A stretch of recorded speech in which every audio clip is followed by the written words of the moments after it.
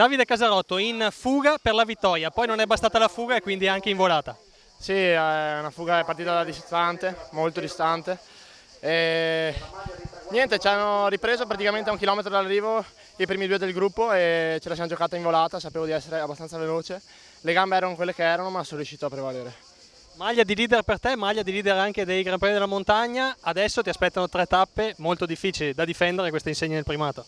Sì, maglia di leader, ovviamente quella di oggi era la più semplice.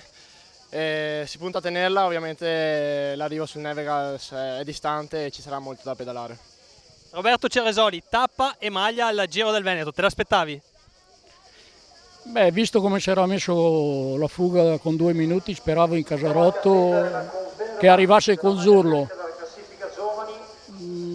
La maglia, la vittoria sì, la maglia adesso l'ha presa, però sarà molto difficile tenerla